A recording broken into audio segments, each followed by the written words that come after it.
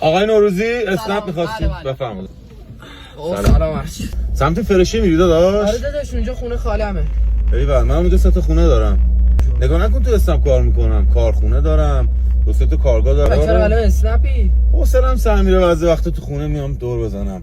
داداش من همینجا پیاده. بفرمایید. فقط من کد تخفیفم زدم بابا انا آقا کد تخفیف برای چی زدی؟ حرومزاد. آقای صابری؟ بله. بفرمایید داداش بفرمایید. ببخشید. قربونت برم فدات بشم. یه چیزی بهت میگم آویزه گوشت کن، مسیر زندگی قراره.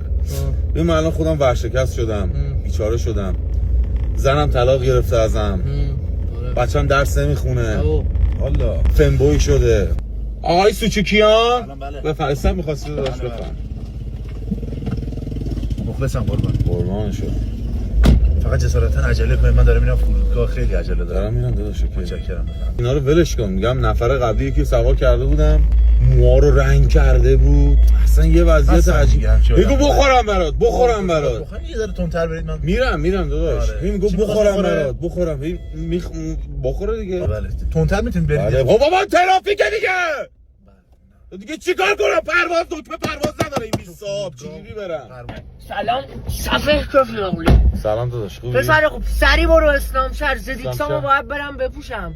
میخوام برم محل پایینی رو ببندم به جون ناموسم. بله داداش بله. اشرفو که میشناسی؟ به خاک اشرف به خاک داشتم قسم. اینجا رو میبینی بیابونه؟ بله.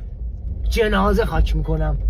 خلاصه به مشکل خوردی بهم بگو پول مول نمیخوای که به جون ناموسم پول بخوای تو تا بیشتر من بهت میزنم. نه سلامتی دارت بگم برو کسکش کونی شاغال.